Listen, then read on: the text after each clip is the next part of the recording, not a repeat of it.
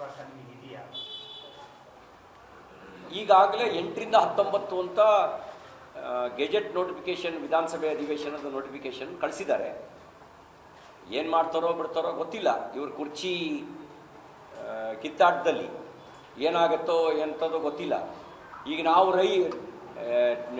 ರೈತರ ಮೆಕ್ಕೆಜೋಳ ಖರೀದಿ ಕೇಂದ್ರ ತೆರೀರಿ ಅಂದರೆ ಇವರು ಶಾಸಕರ ಖರೀದಿ ಕೇಂದ್ರ ತೆರೆದು ಬಿಟ್ಟಿದ್ದಾರೆ. ನಾವು ಹೇಳಿದ್ದು ಮೆಕ್ಕೆಜೋಳ ಖರೀದಿ ಕೇಂದ್ರ ತೆರೀರಿ ಅಂತ. ನಮ್ಮ ಸಲಹೆಯನ್ನು ಅವ್ರು ತಪ್ಪಾಗಿ ಭಾವಿಸ್ಬಿಟ್ಟಿದ್ದಾರೆ. ನಾವು ಶಾಸಕರ ಖರೀದಿ ಕೇಂದ್ರ ತೆರೀರಿ ಅಂತ ಖಂಡಿತ ಹೇಳಿಲ್ಲ. ಮುಖ್ಯಮಂತ್ರಿ ಉಪಮುಖ್ಯಮಂತ್ರಿಗಳೇ, ನಾವು ಹೇಳಿದ್ದು ಮೆಕ್ಕೆಜೋಳ ಖರೀದಿ ಕೇಂದ್ರ ತೆರೀರಿ. ನಾವು ಹೇಳಿದ್ದು ತೊಗರಿ ಖರೀದಿ ಕೇಂದ್ರ ತೆರೀರಿ. ನಾವು ಹೇಳಿದ್ದು ಕಬ್ಬಿಗೆ FRP ನಿಗದಿ ಮಾಡಿ. ನೀವು ಶಾಸಕರಿಗೆ FRP ನಿಗದಿ ಮಾಡಿ ಅಂತ ಹೇಳಿಲ್ಲ. ನೀವು ತಪ್ಪು ತಿಳ್ಕೊಂಡ್ಬಿಟ್ಟಿದ್ದೀರಿ.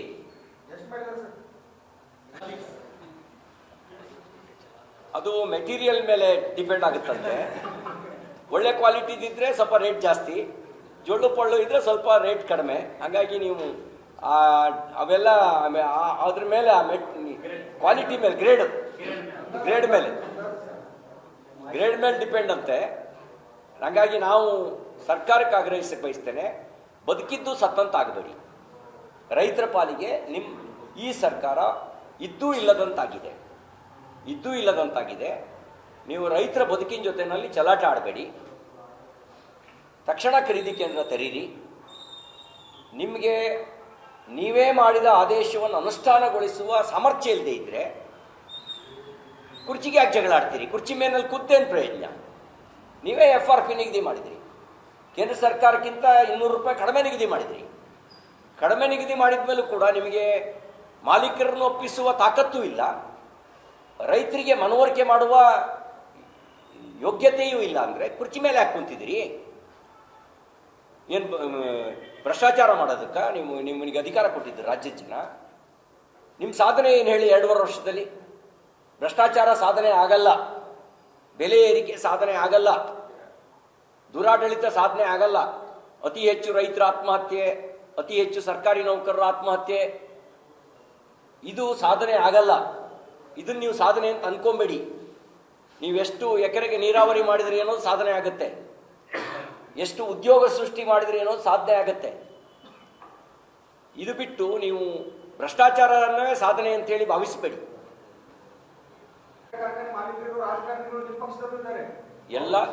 ಎಲ್ಲ ಪಕ್ಷದಲ್ಲೂ ಸಕ್ಕರೆ ಕಾರ್ಖಾನೆಯ ಮಾಲೀಕರಿದ್ದಾರೆ.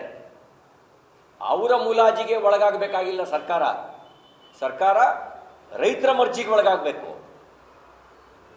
ಯಾರು ಡಿಕ್ಟೇಟ್ ಮಾಡಬೇಕು? ಸರ್ಕಾರಿ ಕಾರ್ಖಾನೆ ಮಾಲೀಕರು ಸರ್ಕಾರವನ್ನು ಡಿಕ್ಟೇಟ್ ಮಾಡಬೇಕಾ, ಅಥವಾ ಸರ್ಕಾರಕ್ಕೆ ಸಕ್ಕರೆ ಕಾರ್ಖಾನೆ ಮಾಲೀಕರನ್ನ ಡಿಕ್ಟೇಟ್ ಮಾಡಬೇಕಾ? ಈಗ ಅನಿಸ್ತಾ ಇದೆ ಈ ಸರ್ಕಾರ ರೈತರ ನಿಯಂತ್ರಣದಲ್ಲಿ ಇಲ್ಲವೇ ಇಲ್ಲ.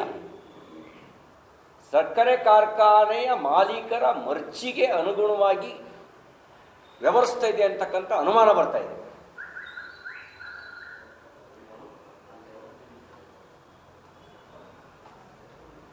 ಅಂದಮೇಲೆ ನೀವು ಅಲ್ಲಿ ಕೂತೇನು ಪ್ರಯೋಜನ? ರಾಜ್ಯಾದ್ಯಂತ ರೈತರನ್ನ ಒಗ್ಗೂಡಿಸಿ ಅಧಿವೇಶನದಲ್ಲಿ ಹೋರಾಟ ಮಾಡ್ತೀವಿ ಅಂತ ನೀವು ಹೇಳ್ತೀರಾ, ಆದ್ರೆ ನಿಮ್ಮದೇ ರೆಬಲ್ ನಾಯಕರು ಈಗ ಡಿಸೆಂಬರ್ 1-2 ರಾಜ್ಯಾಧ್ಯಕ್ಷರ ಬದಲಾವಣೆಗೆ ಡೈಲಿ ಟೂರ್ ಹೋಗ್ತಾ ಇದ್ದಾರೆ. ನೋಡಿ, ನಮ್ಮ ಪಕ್ಷ ರೈತ ಹೋರಾಟದಿಂದಲೇ ಸಾಂಪ್ರದಾಯಿಕ ನೆಲೆಯನ್ನು ವಿಸ್ತರಿಸಿಕೊಂಡಂಥ ಪಾರ್ಟಿ. ನಮ್ಮ ರೈತ ಪರವಾದ ಹೋರಾಟದ ನಿಲುವಿನಲ್ಲಿ ವ್ಯತ್ಯಾಸ ಇಲ್ಲ.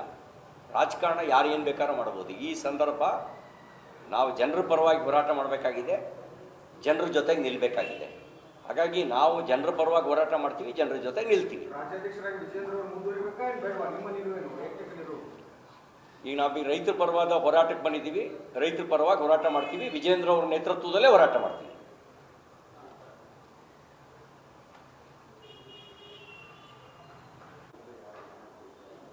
ಮುಖ್ಯಮಂತ್ರಿಗಳ ಮನೆ ಮೈಸೂರಿನಲ್ಲಿ, DK ಶಿವಕುಮಾರ್ ಮನೆ ಬೆಂಗಳೂರಿನಲ್ಲಿ, ಮಾಲ್ಗಳು ಅವು ಆಧುನೀಕರಣ ಆಗ್ತಾ ಇದ್ದಾವೆ. ನಾವು ಅವರ ಆಶ್ವಾಸನೆ ಭರವಸೆ ಕೊಟ್ಟಿದ್ದು ಕೆನಾಲ್ ಆಧುನೀಕರಣ. ಈಗ ಆಗ್ತಿರೋದು ಮನೆಗಳು ಮತ್ತು ಮಾಲ್ಗಳು.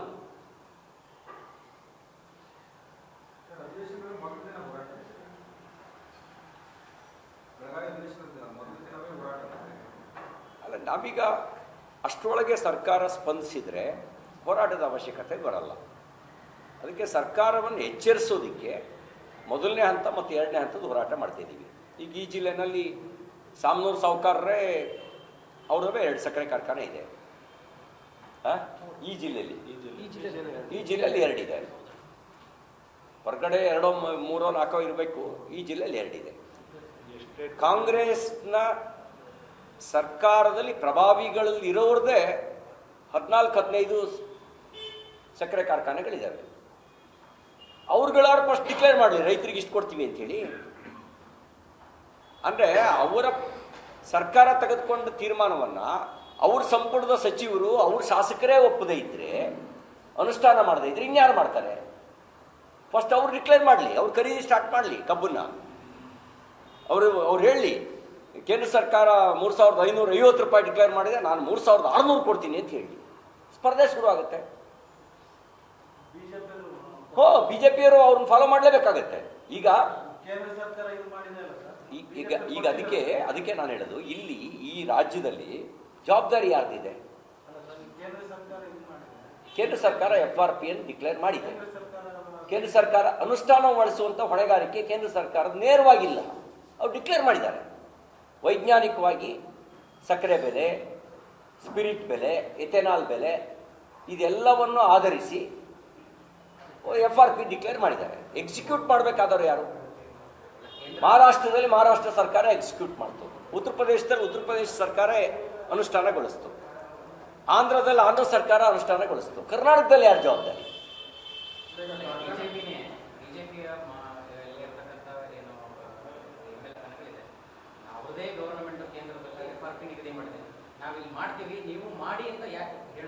ನಾವು ಹೇಳ್ತಾ ಇದೀವಲ್ಲ, ಕೇಂದ್ರ ಸರ್ಕಾರ FRP ನಿಗದಿ ಮಾಡಿದೆ.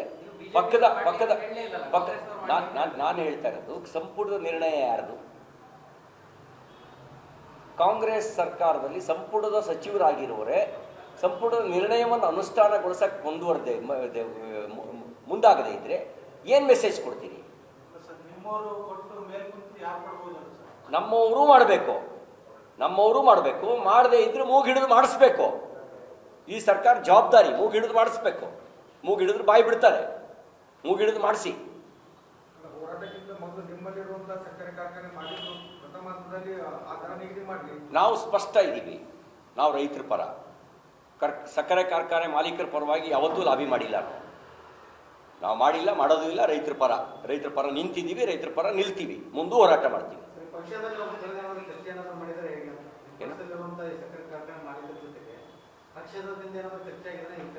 ಏನಿಲ್ಲ, ನಮ್ಗೆ ಸ್ಪಷ್ಟ ಇದ್ದೀವಿ.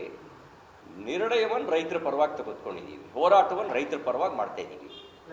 ಈ ಸಂದೇಶ ಸಕ್ಕರೆ ಕಾರ್ಖಾನೆ ಮಾಲೀಕರಿಗೆ ಆಗಿರುವವರಿಗೂ ಇದೇ ಸಂದೇಶ.